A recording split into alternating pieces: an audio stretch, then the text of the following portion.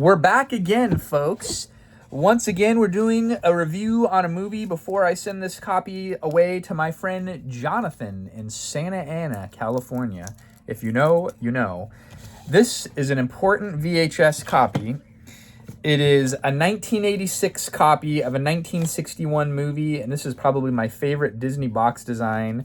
Cardboard, I don't like the clamshell cases. It's the definitive early Disney VHS white box with the Fantasia Mickey. And this is an important copy because The Absent-Minded Professor was released in 1961 as a black and white film. But this 1986 VHS copy is the first colorized release of this movie. And I think the color is awful. I did not like it at all. Fun fact, you will note on other VHS tapes, the label just fits right here, but this one is long because for whatever reason, Disney would use the Betamax label on their VHS tapes at this period. So this is a much larger label that kind of goes outside of the border of the normal VHS label, Betamax label. So, and you can see the glue on these, and I find this very common with Disney labels of the time. It's awful, and these labels are often loose or gone completely. So again, this copy is 39 years old, and it played just fine. Older VHS tapes, I feel like they last a lot better, but the colorization was horrible. And there is a little bit of the seal for the Walt Disney authenticity there still. Okay, directed by Robert Stevenson. And let's take a minute to talk about this guy. Robert Stevenson, who directed this picture. By the way, the movie has an hour and 37-minute runtime. He was a British screenwriter and director with a career going all the way back to around 1931. He directed his first movie around 1932. And his collaboration with Walt Disney began in 1955, where he directed his first Disney picture, Johnny Tremaine, and there's a whole catalog of films that this Robert Stevenson guy directed. Other notable films from this director in the Disney catalog are Mary Poppins and the Herbie film, The Love Bug, which is a great movie. I think I might have talked about it here on the channel, and I did like a bulk review. This movie is also from what I consider the golden age of Disney and their live-action films, with the awesome soundtrack by another frequent Disney regular. George Bruns did the soundtrack for most of these live-action Disney films. Fred MacMurray was more of a dramatic actor, and then it's just kind of weird to see him in these family-friendly movies. We have the father and son, Ed Wine, and then the other guy, I didn't write his name down, let me see. Keenan Wine and Ed Wine. We got a father and son team, or is it Wynn? W-Y-N-N. Anyway, we also see Nancy Olson, another reoccurring love interest / wife in various Disney movies from Pollyanna to Snowball Express. She's still alive. The girl from this movie that plays the wife of Fred MacMurray, she's 97 years old, born in 1928. And Fred MacMurray was 53, so he was like 20, 30 years older than her when he was playing the Professor Brainerd. And you can go down a rabbit hole. So this movie was based off of a short story published in Liberty Magazine in 1943. And that particular story was called A Situation Gravity. And then Walt Disney was at the 1958 World's Fair in Brussels, and he saw a chemistry demonstration by this Princeton University professor, Hubert Allier. Allier? I can't pronounce it. This Hubert Allier was a chemist professor emeritus with nickname of Dr. Boom because he would have crazy explosions in his chemistry classes. So Walt Disney met him and further inspired him to make this movie, even having the professor come to Burbank to the Disney studios and kind of help coach Fred MacMurray on chemistry.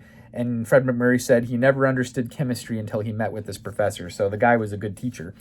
And he also kind of mimicked his mannerisms as the character. What else?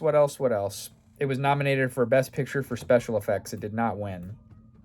And yeah, filmed at the Burbank Studios of Walt Disney Productions. So let's talk about it. The movie, I find a lot of these older films, again, this movie was weird because of Disney was mostly making color movies at the time. But this movie and the part 2, so that's another important thing. This is the first Disney film to have a sequel the year later, which is called The Son of Flubber. Grab The Son of Flubber off the shelf right there. So this is the part 1, Absent-Minded Professor, and then it's the first Disney sequel, Son of Flubber, the year later, or 2 years later. I think this came out in 1963. We'll get into the details of that in another review. So anyway, it's an important Disney film because of it's weird that it's still black and white when most of their films were color, and it's still the first film to spawn a sequel, also with all the returning cast. Reoccurring character by Ed Wynn. He plays Alonzo Hawk in these 2 movies and a couple of other Disney films. That's pretty much the gist of it. It's about Flubber. There was a remake in the 90s where Robin Williams plays the Professor Brainerd character, which I have. And I don't know if I've reviewed this. I have to look back in my archives. I might have reviewed this years ago. Comparing this film to this film, from what you guys remember, do you like one over the other? I don't know. I don't remember this film. Oh, me? I like this one more. Okay, so 1961. My mom was a year old. Yeah. This movie is a childhood classic that I remember watching with my mom and dad as a kid on video rental. Yeah, I know. It's kind of cheesy. They kind of go a different route with the Robin Williams movie. This movie is considered a Walt Disney classic because he was still alive. His handiwork is still into this picture. I find, again, my theory is proven correct. Rotten Tomatoes, modern audiences do not receive these older movies very well. This movie has a Rotten Tomato critic average of 83%, but the audience score with over 5,000 people submitting their review is only 62%. It has a 6.7 out of 10 on IMDb, and I want you guys to talk about the movie, what you liked, what you didn't like, before I give my review. This part 1, I loved I don't know, yeah, the color kind of messed it up. Yeah, it wasn't done very good. Didn't have any color. It was, yeah, and that's how it was supposed to be. It was originally black and white. Yeah, I like this one because, it's pretty funny. Of course, it's a classic, So, I'd probably rate it 4 out of 5. What about you, Samuel? Me? 5 out of 5. I think I'm 5 out of 5, too. Wait, I think this really? is a childhood classic. This is like, it's such a good movie. What do you like about it? Everything. Can you think of some specific things that made it a great movie? And the next one, we're going to have It's to got review this comedy. one. It's got action.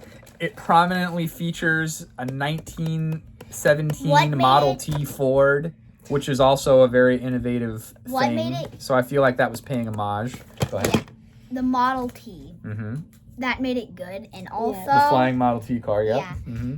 Also, there the totally unrealistic scenes. Oh, yeah. There's outrageous scenes in this movie, Like, but it shows right here. it holds up, and I Scene still where had a good laugh. There's a scene where they're like jumping. Oh yeah, the basketball scene is an iconic scene in this movie, which no spoilers. And it's rated G, so it's fun for the whole family. I feel like this was a great weekend pairing, watching part 1 yesterday and part 2 today.